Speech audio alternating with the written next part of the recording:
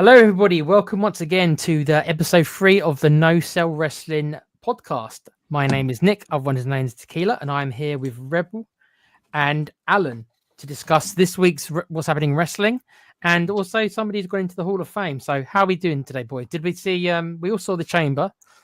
Did we see Raw as well? Yep, I watched the whole show. I watched the whole broadcast of Raw.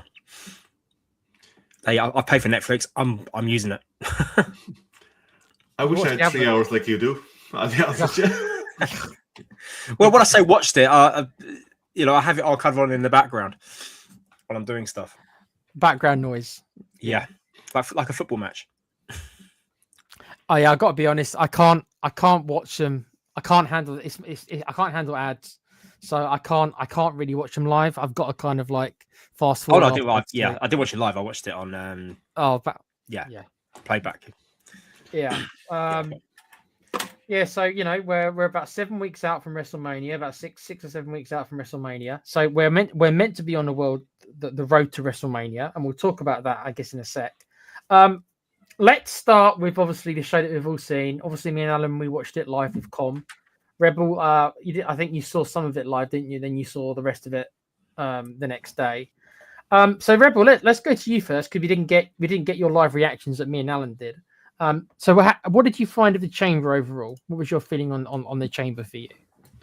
I suppose let's hit the matches in order. I thought the one big mistake. I thought there was too much fiddling around with the actual physical structure that was the Chamber. The fact that they weren't back to back meant that they had to take a prolonged amount of time to get everything recalibrated and reset in, and I think that probably affected the flow of the PLE overall. But look, that's a technical issue. That's nothing to do with the performances. The Women's Rumble, it kind of shifted in terms of how we thought it was going to go after Io and Rhea lost the tag team championships. You felt then that they were kind of saying, they're nearly telegraphing in one way that Rhea was a serious contender for winning the Women's Chamber match. There was plenty kind of to be, I suppose, thankful for. No, I don't want to see AJ versus Becky in Mania now. I think the fact that they didn't have a screwy finish pretty much draws a line under that, because we talked about the flip-flopping of the title.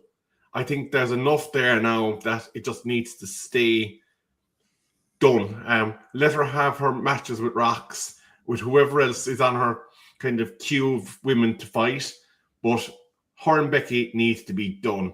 There's a whole story they can do with Becky in the Crash Out, and we're starting to see it with her and Jess, the referee, her and Scrap Daddy on Twitter. And I just want to incidentally say that the work they're doing on Twitter with the beefs is absolutely fantastic. They're really on the ball with the way they engage on Twitter between the characters, which is brilliant. Moving on then to the men's chamber match. I thought they kind of painted a picture, and they kind of really kind of ratcheted it up. A couple of stories. Jake Paul, obviously, they're looking to try and do something with the vision, and him stealing pins and whatnot was all very good. I think we're setting up Jake versus Seth now at Mania at this stage, so that is, I suppose, a positive. Then in terms of the botch, and I want to kind of pause on my reaction towards it, because I want to ask you about the botch. Is that after killing LA Knight? The fact that he did not get that drop done, because Randy Orton absolutely pissed himself laughing when he realized that he had screwed it over on that spot. To answer your question about the LA Knight thing, the way I remember watching it live with Alan and Com, and before I even saw the botch, I saw how Randy Orton sold, and he did this silly. He span around slowly. It was really, really unconvincing sell. and then he falls down in perfect position. I mean, we know rear wrestlers do this, but just the way he did it, I thought to myself, that looks so phony. Like, I know we all know wrestling's fake, come on, but there's a way of doing it. It looked so phony. And then about 20 seconds later, LA Knight botches it. I thought to myself that 30-second period with the Randy Orton sell, which obviously wasn't a botch. I don't know what Orton was thinking. Orton's a extreme pro. Why he sold that way? I get the feeling he doesn't like LA Knight very much, because I don't think he wanted to do that at all. Then LA Knight botches, and then, as you've said, then Randy Orton can't help himself and breaks character and laughs. It's not the first time Orton's done that. Do you remember? Alan might remember this. He had a match against Jinder Mahal, and he grabbed one of Jinder Mahal's little flunkies and did like his back suplex onto the table. And he dropped him so hard, Randy Orton almost winced and laughed at the camera. Orton's done this before. Orton's broken character before, so he is guilty of doing it. But to answer the question, did it bury LA Knight? I just think they're backstage and that they don't fully believe in him anyway. They're never willing to give him, like I say, he's become Lex Luger. They're never willing to push him all the way. So every time he makes these mistakes, even though the best of them, AJ Styles fell off the top rope last year, and he's one of the best wrestlers of all time. So anyone can do it. But if for some reason I think it just probably gives the higher ups in the back just more evidence that he hasn't got it. Not as a top guy that LA Knight's got it. So I think it's going to punish LA Knight. It's a shame because I still think he's got a lot of promo ability. He's got main event promo ability, but he hasn't got main event wrestling ability. And I think that stuff like this just kind of backs it up. Alan, what do you think of that? Yeah, I totally agree. LA Knight, I think he's kind of a missed opportunity. I think his boat's probably sailed now. They should have really jumped on him about a year or two ago when he was at his heights. When he was, as soon as he lost that US title, that's when they should have really pushed him towards the moon. But obviously they didn't. He was just fluctuating in the mid card, and that unfortunately that's where he's going to stay. So yeah, not looking good for LA Knight. Actually, it's interesting there. I just see that Wayne is kind of drawing our attention. Yeah, I'm going to get to the chat in a sec. Yeah, there's a lot of chats. Big up, guys. We'll get you in a sec. I suppose it's just connected with the conversation we're having in regards to that particular corner where LA had his issue with making the spot. Finn apparently on the exact same corner had an issue as well. So you'd wonder, was there something in the structure that kind of could have been was causing an issue there? But I suppose we'll never know because they'll never tell us. But in terms then of, I suppose, just to quickly sum up the rest of my kind of initial reaction, I thought Chicago, they were very nasty towards a certain individual. I don't think he deserved that reaction from the crowd. Obviously, we'll get to the Raw part of it later on, but I thought it was maybe WWE were a bit at fault for the way that they built the introduction. But I think, Chicago kind of really let themselves down with the way that they kind of reacted to him, because I think there's a lot of fun to be had there, and we'll talk about him later. But then finally, Finn, unfortunately, didn't get the job done against CM Punkless, and they did get their AJ and Punk kind of, oh, look, to see what I got kind of moment with the title. Mm-hmm. I think Finn kind of showed how much of a good worker he is in between the ropes. I thought the fact that Punk actually even got bust open kind of added to the ambience of the way that the match exchanged. But we're obviously clearly kind of working towards Finn breaking away and the journey of him becoming a face again. So I suppose it remains to be seen what we'll get with Finn. But overall, I thought the Chamber was a good PLE. I didn't like the timing and the cadence of the gaps between the matches. I think if they kind of did a small change to the running order, you could have very easily got another title match in there. Whether it was a tag team title match, whether it was a women's world title, I don't know, whatever you wanted to fit in. I think if you have the Chamber matches back to back, that takes away a lot of the messing around with it, and you can kind of get straight into having a more kind of better paced PLE. Rebel, just to back up what you just said, and I think I put it in the WhatsApp chat, I think a day after. There was 37 minutes between the end of the Punk Balor match and the start of the main event chamber. 37 minutes. It's ridiculous, isn't it? On a PLE or a pay per view, whatever terminology. A turnaround that wide, they should have easily put another match in. They could have put 2 matches in if they really true. wanted to. They could have added 2 more matches to that card. They haven't got many people who can go 30 minutes anymore, have they? Well, they could have put on 2 10-minute matches and still had 17 minutes of extra time to do the entrances for the chamber match. So I mean, yeah, it's an ongoing. This is not just this pay per view. It's the way TKO Vince McMahon, and he got a lot of faults, but generally he would generally keep stuff going, or he'd have backstage segments, or he'd have some interviews or something like that. With TKO, they literally seem to just want to waste as much time as they want. And I know this because I used to watch a UFC. Back in the day, I used to watch UFC, and this is exactly what they used to do with the UFC. You have to wait so long in between fights in the UFC, and they'd spend all their time advertising, and spend all their time showing famous people in the crowd. And it was one of the reasons I stopped watching the UFC, because I just got so bored, because I felt like I was being advertised to the whole show, and there was barely any fighting. And now, obviously, they own the WF, and I notice exactly the same trends sneaking in ever since they've taken over. They spend more time advertising to you than they do the wrestling matches. And even though Vince McMahon has loads of issues, I think I preferred how he paced the pay-per-views than TKO does. I don't prefer anything else about the man, and we don't need to go into him. But when it comes to the pay-per-views, I do think that there's just so much dead air nowadays, and it's gotten a bit absurd. No wonder the ticket sales are low, because people are going there, and how much entertainment are they actually getting for their money?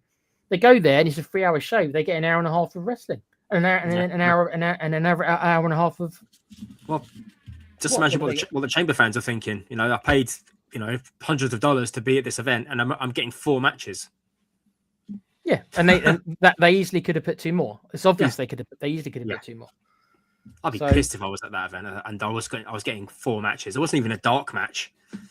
And their prices are so high, Alan, as well. So they charge more for less. So it's gone completely bonkers, really. Completely backwards, yeah.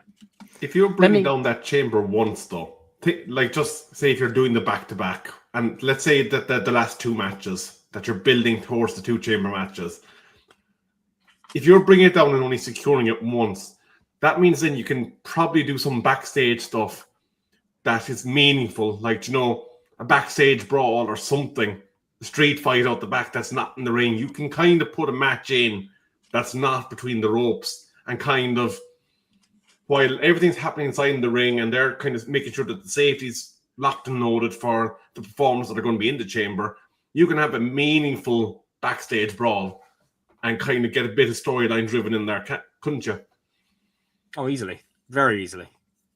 Yeah, there's loads they could have done, but I just, like I say, they just took their UFC blueprint and just pasted it onto the WWF. And I think the fans are starting to get fed up with it. I think you're starting to see that in the tickets not selling. I mean, this is WrestleMania, and they've had to discount the tickets by 25%. But that would never happen under Vince. I'm not particularly defending Vince. Trust me, Vince McMahon is a whole. No, but I'm just saying that TKO are not like this knight in shining armor stuff. They're really not. I'll welcome some people in the chat. There is a lot of chat. We're only on till 8 because there is a match where we need to go to, and I've also doing a football show not long after. So, big up to Ryan in the chat, who says, "Big up Tequila. Chamber match for the women's match was okay, but the men's match was better." I think we all agree on that, don't we? Yep. Wayne saying, "Evening, folk. Hope all's well.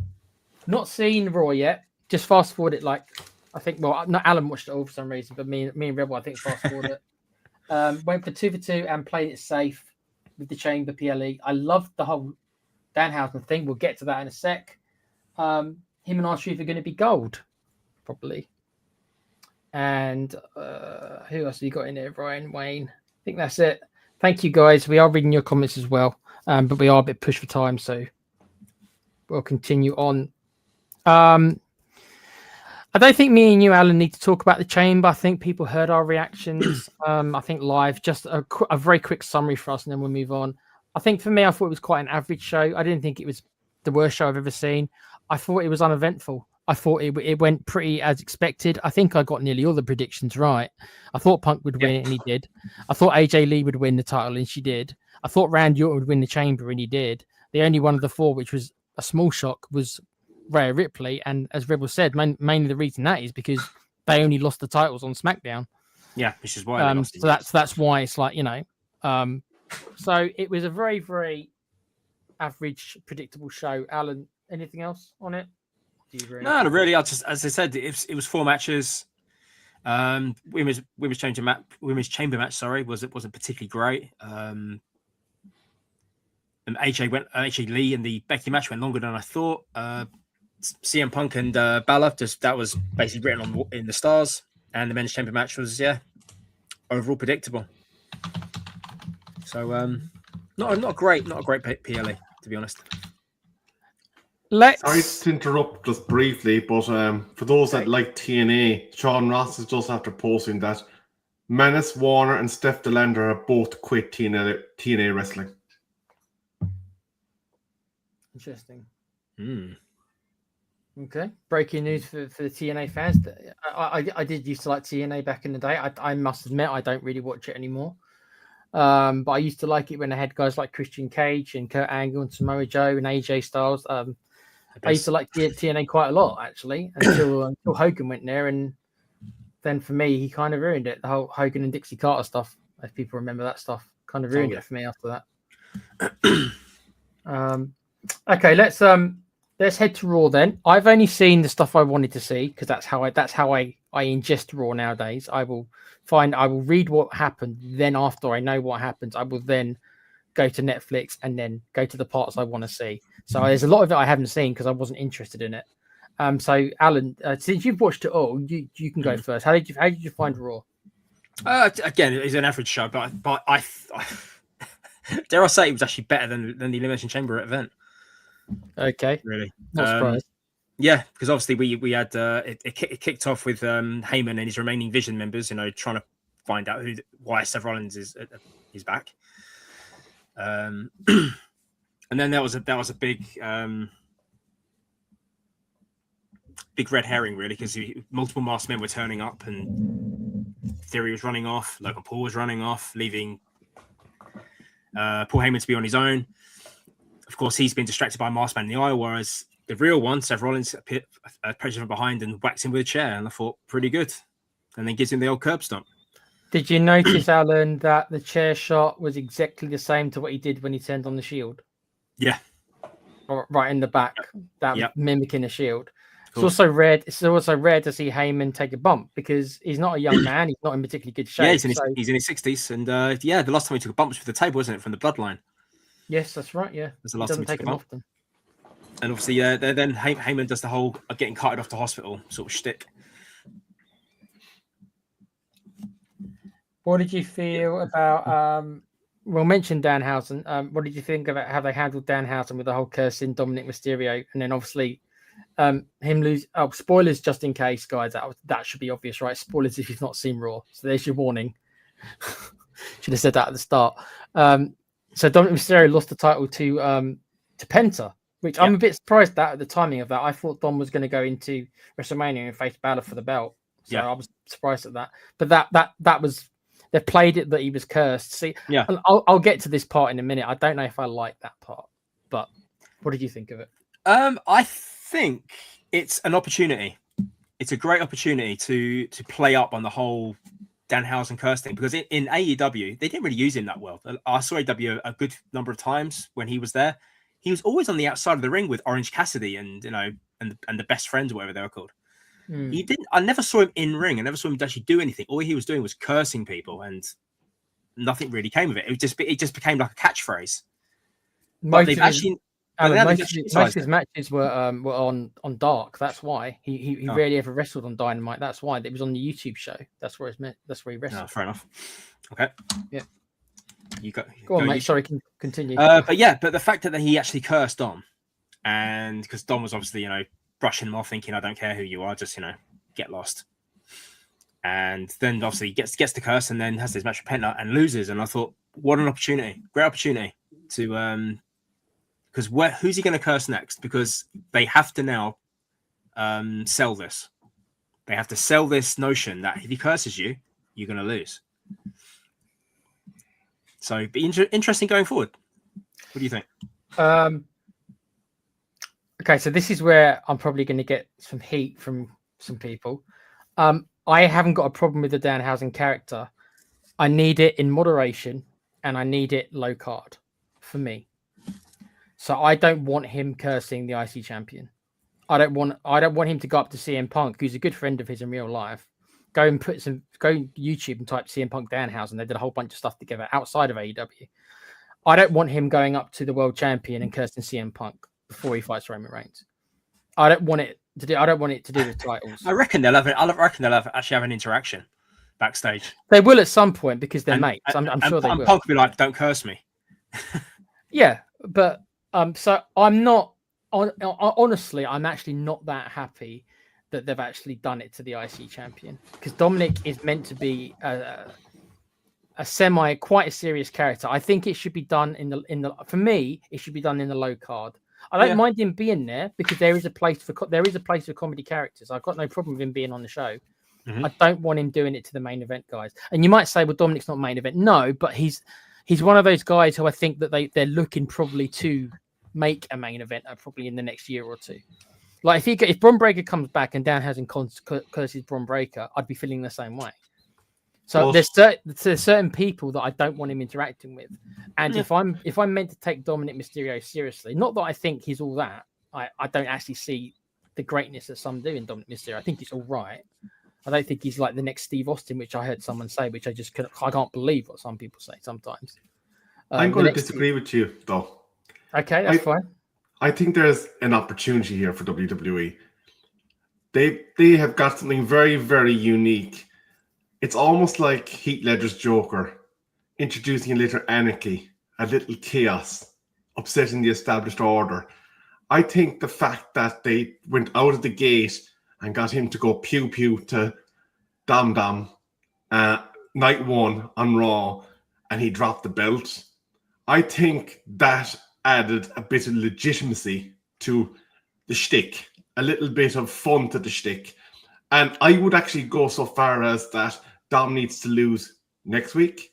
He needs to lose the match after that until Danhausen lets him off the hook. Dig that thing in deep, root it in deep, and then use it very sparingly, like bullets in a chamber. Use it when you want to cause a massive popping effect. Like, say for argument's sake, you want to curse CM Punk. You don't necessarily have to have him cursed going into his title match, but you could have a whole program where he's having interactions and things are going wrong for him up to the point in kind of going, okay, I need to make retributions to Danhausen. I need to give him all the human monies. I need to give him a jar of teeth. There's so much you could do with that, and I think WWE need to protect that bit of stick, because if they actually kind of blow that away and kind of don't give it any level of believability, that's a lot of Danhausen's character diluted, and all of a sudden then you're probably seeing him off TV and you're losing a lot of the value that character can bring to you. See, like I said, I think the guy is generally quite entertaining. He's very into the character. He's a very charismatic dude.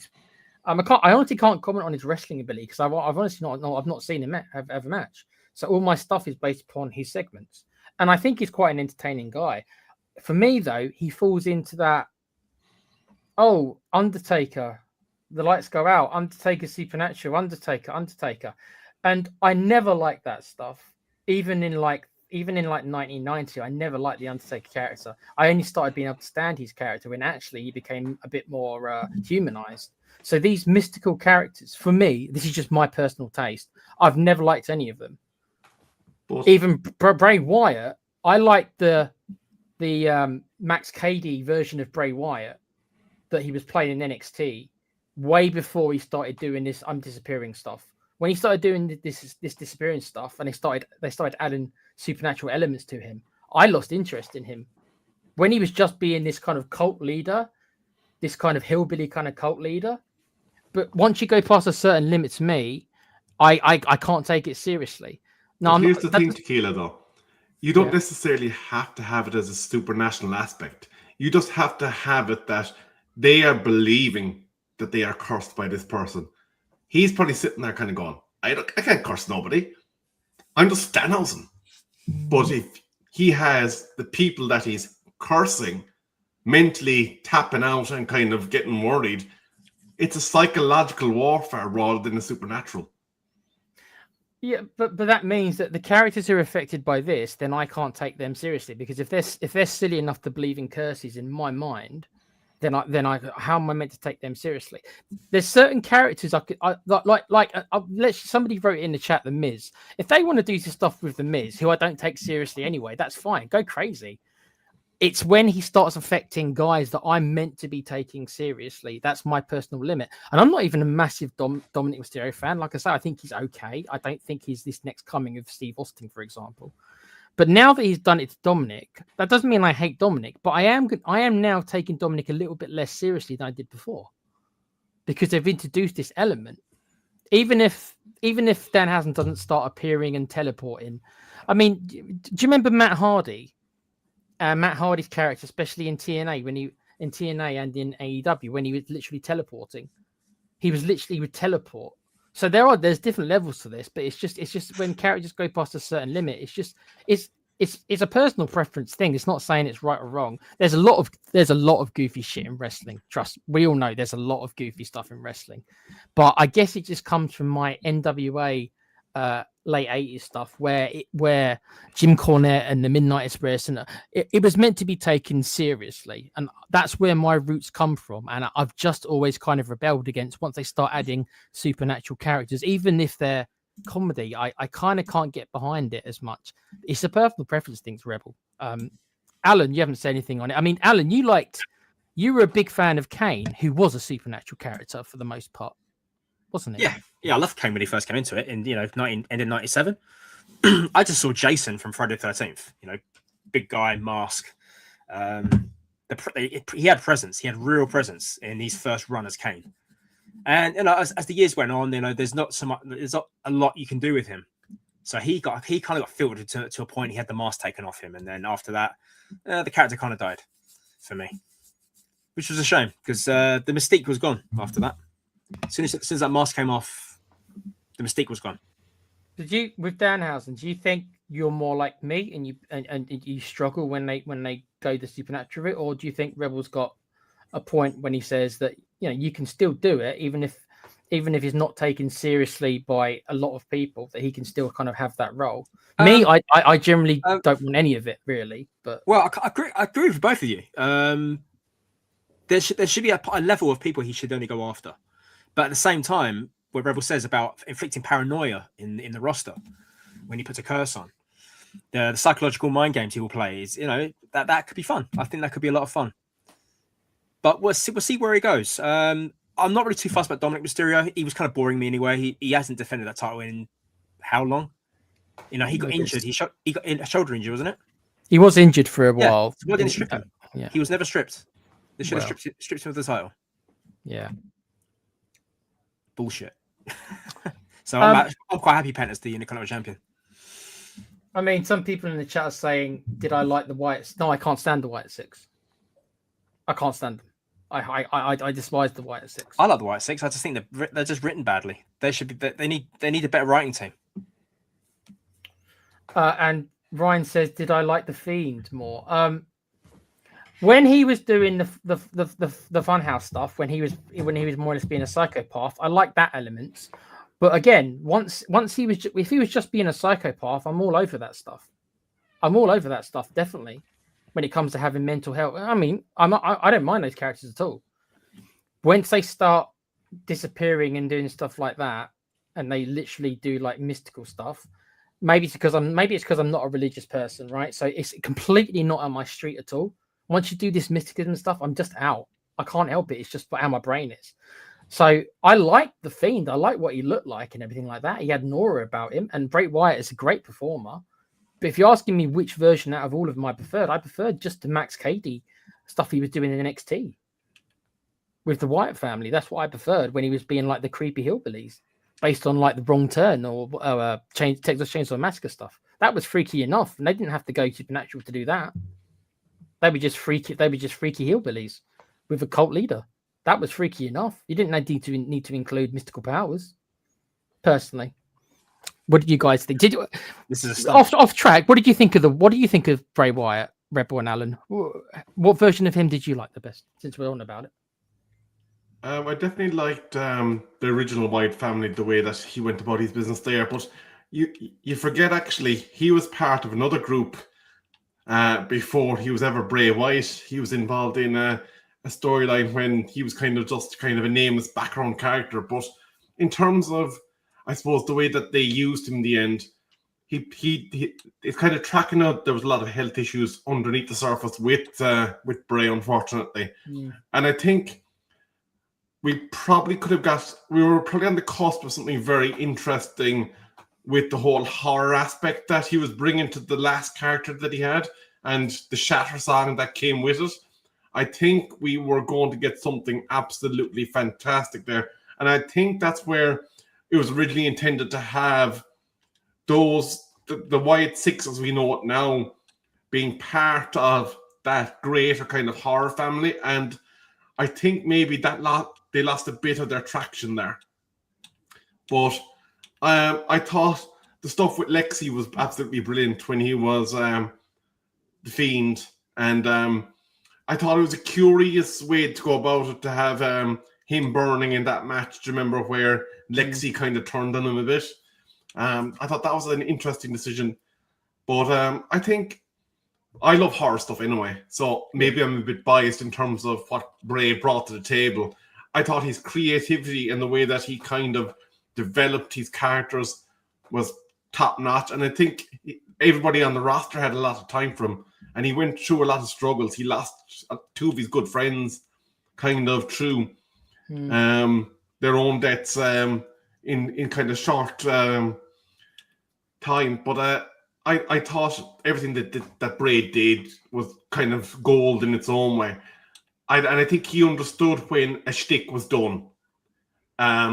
He might not have got his way and had it taken down in time, because corporate might have said, no, we're plowing on with this. But I thought there was a genius in there. But like, I know if he wasn't everyone's cup of tea, like, I didn't get the Firefly side of the character initially until we saw the Fiend, and we saw the dark side of that character. But I thought there was a lot of deep, real life messages kind of being pushed through the horror that he was painting, the film that he was painting. But yeah, no, definitely the original was fantastic. It kind of lost track, I think, a bit when they got Braun in there, but Strowman. But yeah, no, may he rest in peace. Wyndham was one of those geniuses of our time, and I think if he was backstage, he probably would have kept the White Six more on track than what they are now. Alan, you liked. We're all horror fans, so I think we all like horror. All three of us like horror films. So I know for sure me and Alan like horror films, and Rebel, you just said it as well. Alan, I mean, I know how crazy you're about horror, but what is your? I'm curious to know though, just for you, Alan, in particular, because of your love of horror films. When is it too much in wrestling? In films, we don't care because it's a film. But in wrestling, I perceive wrestling as a sport. I know it's not a sport, but my mind processes it because of my NWA roots that I want to perceive it as a sport. So that's why I reject this stuff more. How about you? You've watched wrestling as long as I have, when it was at least some sport. But WF have always been more cartoonish. So what is your limit with it? Well, it's the thing. You're not on film. You know, when you're in front of a capacity crowd, you know, when you're in front of a load of people in an arena, it's basically theatre, and it's how you present yourself in that theatre. There are ways of doing things, and I think they do the best they can, especially with these things. I mean, what else what could they do? What else could they actually do with these characters? Shut the lights down. Setting off pyro. Turning the whole arena red with the lighting and stuff like that. There's not really much they can do. I mean, everything's played out. I mean, Kane was doing this. Kane was wrestling. He did the Survivor Series match against Mankind back in '97. Kane's first pay-per-view match, and the whole arena was lit red for that. And I believe they did that with the Fiend for one of his matches. Seth Rollins. Yeah, remember that one? Yeah. It would have been the first match, wouldn't it? Because the other match they had was in Saudi Arabia. That's the one where he got curb stomped about 50 times or something and kept kicking out. Yeah, but that match against Seth Rollins nearly destroyed that match. More or less single-handedly destroyed Seth Rollins as a babyface. That's why Rollins had to turn heel not long after, because that match destroyed him because of how absurd it was. So, I mean, we can't talk about it that much longer because we've got to get into the rest of Raw and Drew versus Cody, and we're going to talk about Demolition as well. Let's move on then and get back to Raw. Alan, anything else that you noticed in Raw? We can talk about obviously the main event segment because that was important. But was anything else on Raw that stood out for you as important for building to the road to WrestleMania? Nothing really. Obviously, we saw some tension in the IC title match. Balor and JD McDonough were on the outside. They promised not to interfere in the match. There was a point in the match where Dom says to JD, "Get me the ring bell hammer." So as he gets to get up it, Finn stops him. He goes, "No, let him do it. Let him do this himself. He wants to do it himself. Let him do it himself." Penta takes them two out, and then match carries on for literally like another minute, and then it's over. So who Penta faces at WrestleMania, I don't know, but it's obviously going to be Dom versus Balor, and obviously they have a lot of faith in these two, where he doesn't need a title to be on the line. Yeah, I'm not sure. I'm not sure what they do with the IC title really, because I was dead sure it was going to be Balor versus. Yeah, we all were, Dom. weren't we? We all thought it would be Balor versus Dom. That was we thought that was written in the stars. I can see the IC title being some kind of a multi-man match. Then I don't think there's any one person I can think of who's like going to challenge. So they'll probably throw a bunch of guys in there, make it like a fatal four-way or something. Especially if they're not going to be doing a fatal four-way for the other title match that we'll get to in a minute, because I'm not sure they're going to be doing that anymore. So maybe they'll just throw 4 guys into a fatal four-way for the IC title. I'm trying to think who else would you throw in there? Penta. Who else would you throw in there for the IC title? If he's fish, there's one man that stands out. That's Sheamus. Yeah, it could be an option for Sheamus to finally win the one title he's never won before. Yeah. Maybe a Rusev, although he's probably going to get squashed next week over Femi, so maybe not. I'm not sure. I don't think there's no feud that I can see for Penta that stands out. There's no feud that I can see. Oh, they haven't been building anything with Penta really.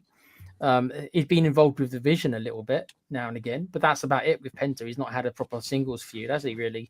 So I'm not sure who what they've got in store for him. Rebel, anything else on the IC title match for you? Well, I do agree that it was probably time that Dom dropped the title, because it had been kind of sitting there for a while and we hadn't been doing anything with it. The interesting thing, I think, was that they kind of said straight away that, look, listen, we have enough in the Fiend turning face side of things to be the WrestleMania match. I think we're going to have an interesting fulcrum with JD as to what side of the line he comes down in. And I think there'll be a struggle for JD over the next couple of weeks as to whether he's Team Bowler or Team Dom. But in terms of the match itself, like, you saw the reaction that Penta's been getting from the crowd. He is over with them. Like, he has his shticks with the Sierra chant. But like, he has his walk, he has everything. I think we're going to see a bit of an exchange. I think we're probably going to see fallout by Dom after this.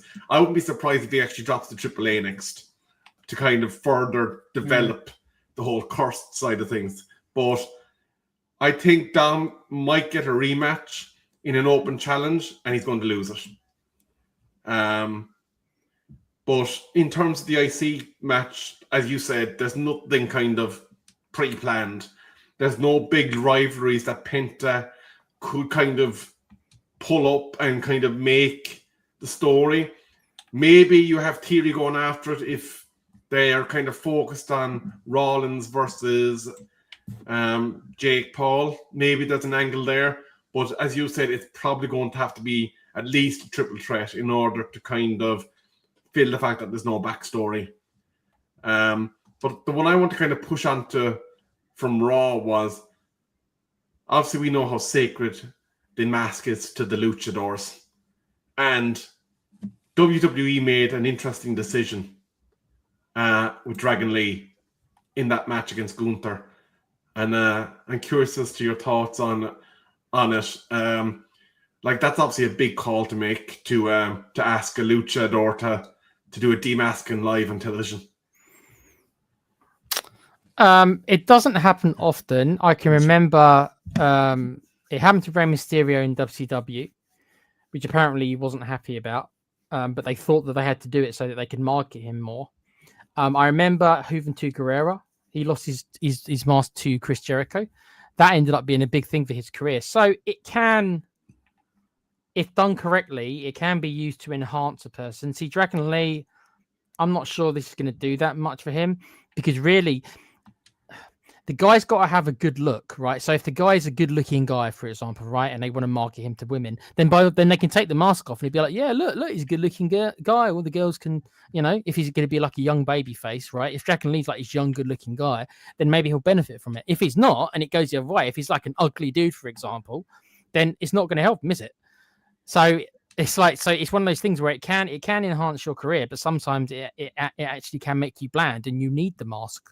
So I'm not sure. It's going to depend, I think. I need to get a better look at the guy, and then I'll have an idea if they've got any plans to keep the mask off him or not. But it looks like, though, that this is a tease to get Rey Mysterio in the ring with Gunther at WrestleMania, which I don't think is a particularly good match, because I think that's Rey's not a threat.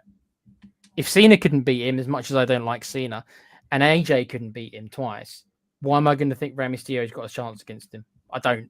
So for me, that's not a good match. If I think it's so obvious, I don't think it's a good match, because Gunter's just going to murder him. So I don't like that. I thought there'd be more for Gunter. I thought there'd be a bigger match for Gunter at WrestleMania. That's what he looks like, is it? Interesting. That's him. We'll have to see. They've obviously done it for a reason. They obviously got permission. It might have even been his idea. You don't know. Like I say, it can work. It worked for Juventud Guerrera. It's worked to other wrestlers in Mexico. They have gone on to have good careers afterwards, but sometimes it's worked against them. So it'll be interesting to see going forward. Alan, any thoughts on it? We are nearly out of time. No, really. I was a bit surprised by it, but I thought it's just, Gunther playing the character. He just does anything he can to win, and he knew exactly what he was doing. Pull that mask off and play the mind games, and he got the win. So yeah. Let's quickly talk about, obviously, one of the greatest matches in WrestleMania history, main events, as Michael Cole keeps telling me, CM Punk versus Roman Reigns. I thought it was another good performance by both men, promo-wise, though Reigns did stutter a little bit. So I still don't think Reigns is as good a promo as people seem to make out. He's always looked a little bit uncomfortable for me. Punk is the master of the promo. And I think he probably got the better of him. But what I want to talk about most is that, in my opinion, I think I said this to you in WhatsApp, with that line at the end about his dead dad, they positioned Punk as the heel.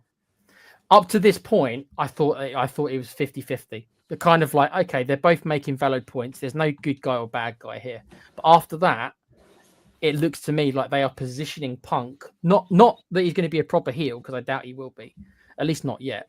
But in this feud, I think that they are going to position him as the antagonist of the feud with that line, because once you do stuff like that, what Punk did is a really low blow. And obviously, it was all being designed. They knew, obviously, Roman knew he was going to say it. They're all working together, right? We know that. So I think that positions Punk as the heel in the program of the two, the bigger heel of the two. And also for me, suggests that Reigns has to win now. Reigns can't lose. You can't. Once you start talking about your dead, Reigns has to win. He has to win that feud now. And that's the part I don't like. In my mind, it's been sport for me now. A little bit. Because I'm just like, well, Roman has to win. Roman's got to win now. He has to. Because Punk went there. So Roman's got to win. He's got to win now. That's what I think. What about you guys? I'll let Alan go first. I hope not. Thing is, both guys don't really need a world title, but it's obviously better on Punk because he can wrestle. He is good. He is good at promos. Reigns does not need a title. He didn't need the Rumble win. He doesn't need. I don't think he needs to be there anymore. Really, I know he sells tickets. He puts bums on seats. Of course he does, but he doesn't. It doesn't do it for me. I kind of got bored of him when he was like champion for 1,300 days or whatever it was. The same old thing. Someone interferes. He spears them, pins them, and for crying out loud. And how many times is that going to keep going? And the fact that he only defended the title, was it like 50 times in was it 3 years? It was like 4 or 5 times a year, I think. It wasn't that often. Oh, that's something like Cody Rhodes. Cody Rhodes defended about 50 times, whereas Roman defended about 14 or something. They need to bring this 30-day defense rule back because it's just stupid. These part-time people coming back and winning titles and then just not showing up or getting injured and then just not defending them. Absolute madness. But I hope Punk wins the match. I think you're right, though. I think Roman's going to win. But I hope you're wrong. Rebel, what's your thoughts on the main event segment? Yeah, no, I want to come back to another line that was a bit more throwaway. You just made the list, as in the list of Jericho. So maybe they're teasing that there's still something to come there. And maybe we might be seeing plans for interference if they can get something done at WrestleMania. But I do agree that when you're dropping the line about, I'm going to bury you next to your father, that pretty much kind of signifies that there's no way in hell that CM Punk wins clean. That is now completely off the table. There will not be a clean win for CM Punk. There can't be. So the only way you can have Roman lose now is through shenanigans, through some sort of outside the box interference or something happening that kind of changes the flow of a match. And when you're kind of telegraphing that this far out from Mania, I can't help but think that they're trying to do angles and that they're trying to do something clever that, we've now set in the fans' mindset that there's absolutely no chance that anything other than Roman running all over them is going to happen.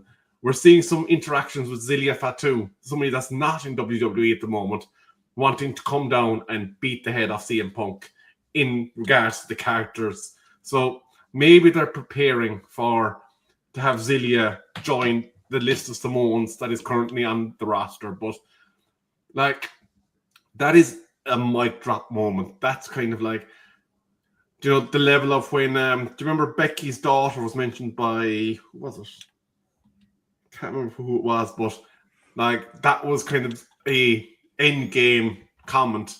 You knew straight away then the minute that the daughter was mentioned, Becky was going through her opponent and there was nothing to it. So I think this far out, unless they have a plan, unless there's something that they're going to curb stomp us with, for want of a better phrase, they're kind of telegraphing the result of the match. And for me, it's losing a bit of value, kind of having that heavy a line this early out from Mania.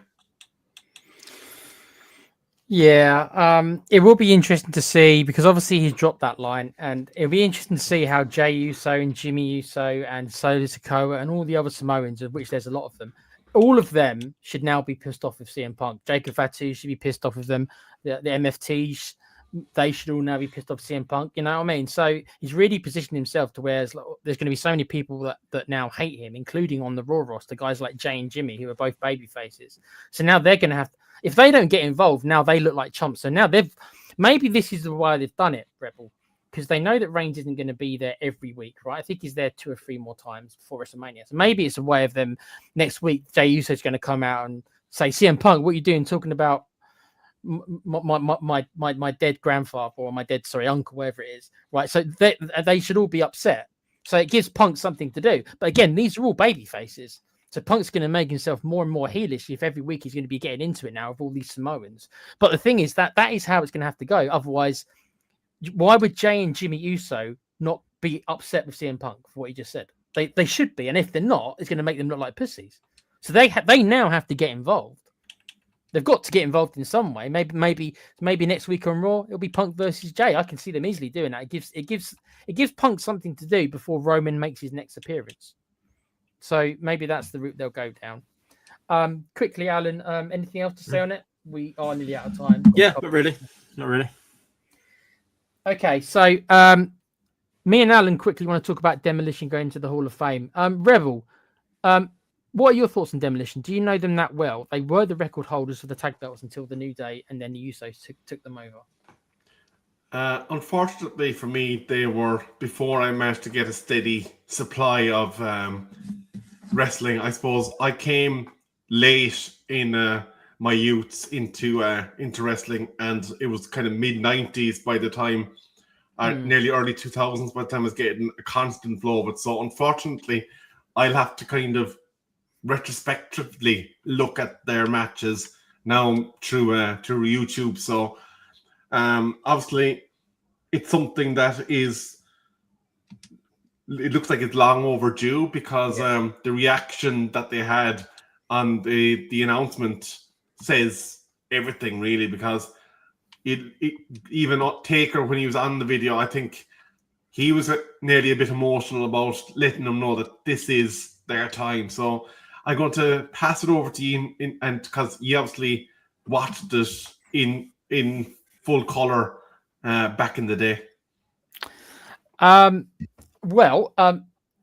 I actually, by the time I actually started watching on a weekly basis, so I didn't get Sky until the end of 91, and they were gone as a team by the end of 91. Alan might have caught a little bit of them in 1990, early 91, but even that was the tail end of their run. So they appeared in 1987 with Mr. Fuji as their manager, and very quickly they were seen as a low-rent Road Warriors team, which they were based on. They were half based on Mad Max Thunderdome, the Bandits in Mad Max, and half based on the Road Warriors, who in turn were based on Mad Max, right? So they had a similar look to them. And the reason they were put together, this was the rumors at the time, it's been covered, is because Vince McMahon tried to hire the Road Warriors, the Legion of Doom, and they said no. So he said, fine, if you don't want to come and be in my federation, I'll make my own. So he made Demolition. And it was Bill Eadie and Barry Darso, who was known as Crusher something in NWA. He was playing a Russian, a fake Russian, basically. And so they came into it in like 1987. I think the first pay-per-view, Alan, was the Survivor Series 87. I think they were on. And they didn't survive the Survivor Series, but they made a big impression. And then a couple of months later, they won the World Tag Titles against Strikeforce at WrestleMania 4. Alan, I'm sure you'll remember that. Yep, I remember that. Yeah, the old Kane to the back of I can't remember the full now. I can't remember if it was Tito or Martel. But I know it was. I think it was Martel. I could be wrong. Yeah. And then they went on a run where they held the belts nearly for 2 years the first time round, and they ended up losing it to the Brainbusters in the summer of '89. In the meantime, they turned face. So they started off being a heel team, and then they did a double turn at Survivor Series 88. The Powers of Pain turned heel. And in the same match, the first time I ever saw a double turn, because double turns in wrestling aren't done very often, but the first time I ever saw one was at the Survivor Series 88. Demolition turned good, and the Powers of Pain turned heel because Fuji turned on Demolition during the match. And then it came, and then it was like the Powers of Pain were in on it all along, and Fuji had already agreed to betray them. So they turned face halfway through their title reign.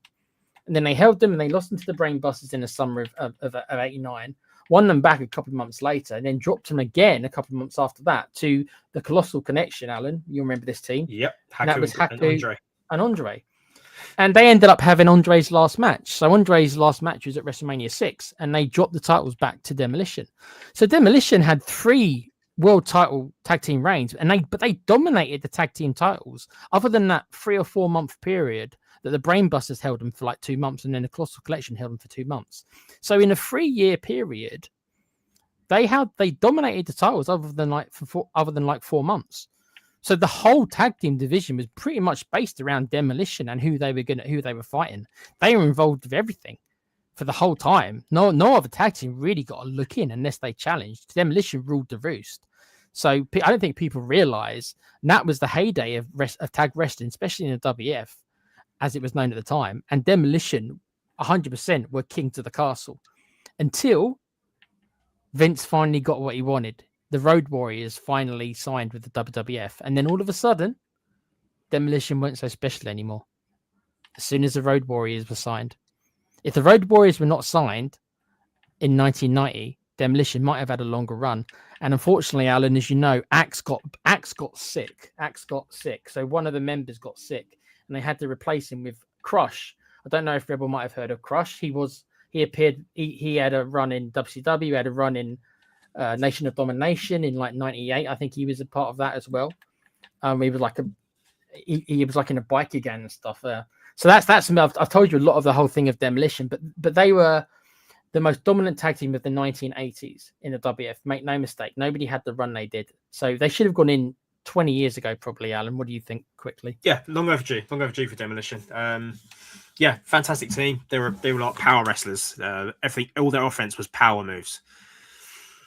You know, their promos were just them basically shouting at the camera about, and there's always puns about smashing and crushing, and so yeah, long overdue. And on top of that, they're being added to the 2K26 video game. Yeah, so they will be in the video games from now on. For the first time since WWE 12, I think it was. But we're getting all 3 members. We're not getting just 2. We're getting all 3. We're getting Crush as well. Oh, they can keep Crush. He's not a proper member for me. I just want Axe and Smash, Alan. Yeah, fair enough. Well, backbreaker. Yeah.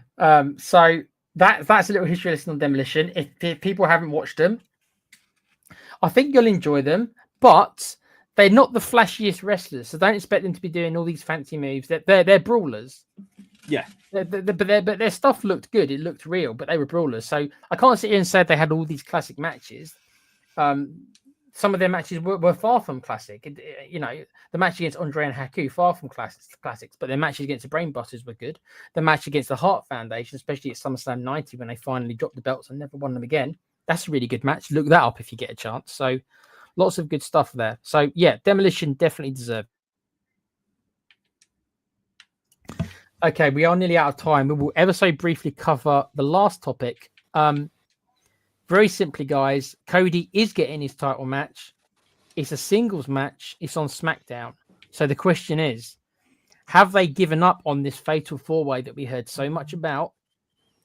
And is it just going to be straight Orton versus Cody? Because the rumors are that is what they're going to go with. And that the fatal 4-way is off. That it is going to be Cody versus... I'm not... Just what I've heard... You know, I know as much as the rest of you guys, but I've got my resources that I look at, and that is the rumor going around that it is a singles match. So Cody is winning the belt back from Drew, and it's Orton versus Cody is a singles match. Is what the latest rumor is. What do you feel? I think when you look at it, they are planting seeds, and that they're trying to maybe move Jacob's attention over to CM Punk for the comments that were made to Roman. So if you're trying to kind of say, look, Jacob's going to temporarily stop his pursuit and move across to maybe trying to put Punk in the ground, you could see, okay, that's one fulcrum of the Fatal 4-way taken off the board. You've got the second one then in Cody getting his match because Drew punked him up in Chamber. And obviously Orton took advantage of that, which kind of gives you the lead into Punk versus Orton sorry, not Punk, Cody versus Orton in the WrestleMania match with Cody having the belt. I don't think it's going to be clean. Like, we're seeing that Drew is kind of doing the whatever I want when I want. And I think there's going to be some other angle or some other bit of shenanigans on Friday. And that's going to kind of keep this path going. As regards the WrestleMania match, surely this has to be building to Orton getting another belt. And if that's what they're building towards, I'm not sure a belt change now is what they'll want. Or definitely they won't want to do a belt change where Cody wins clean. Because I think you still have to keep Drew's character as a menace kind of up there and believable. Alan, what do you think is going to happen? Do you know, I don't know what's going on with this main event at all. I've got no idea what's going on with this. They're chopping and changing. I don't know why they would cancel a Fatal 4-Way and a unique match. Not saying that Cody versus Orton is not unique, but I don't think it's a big draw. I would rather see Cody, Orton, Drew, and Fatu in a Fatal 4-Way. Maybe even Aleister Black in a Fatal 5-Way. That would be good. That would be interesting. But I don't know. I have zero interest. I'm bored of Cody versus Drew. I'm bored of Cody versus most people in one-on-ones. And they're wondering why they can't sell WrestleMania tickets.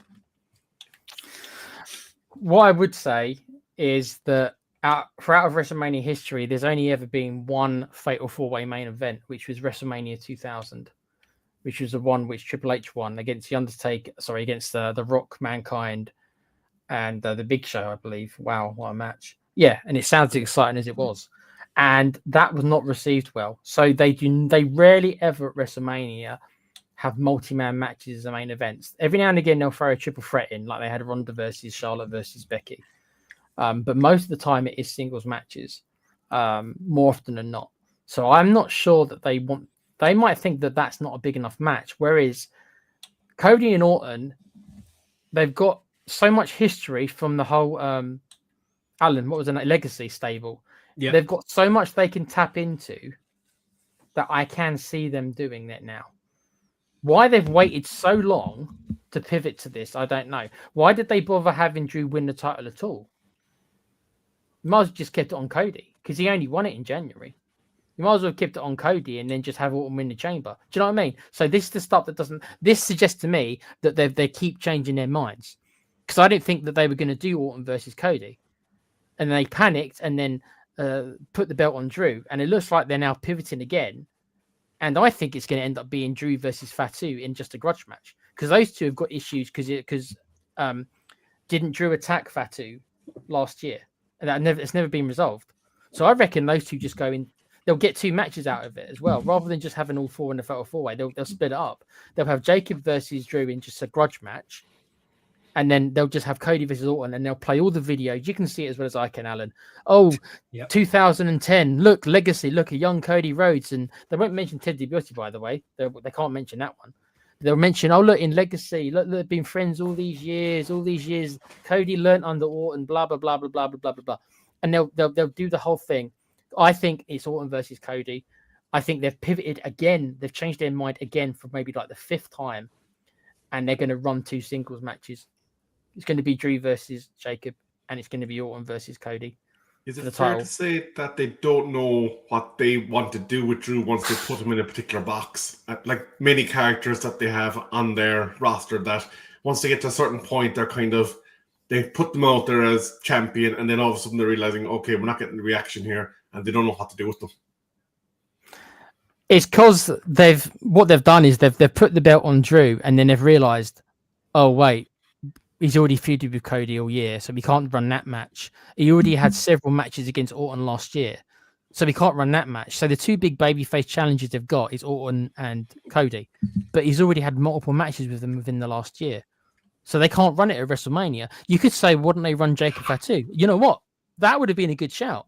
Maybe it should be Jacob Fatu versus Drew for the title. That would be new. But then they should have put Jacob in the chamber and had him win it then. But he wasn't. He didn't even get into the chamber. He didn't even make it.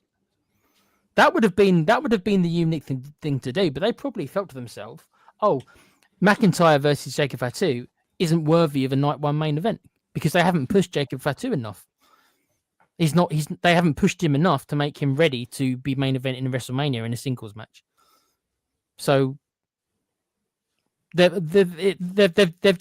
chopped and changed so much. Like Alan said, they've changed their mind so much that they're still making decisions. They might even not even know. They might still be discussing it like we are now. They might still not know what they want to do.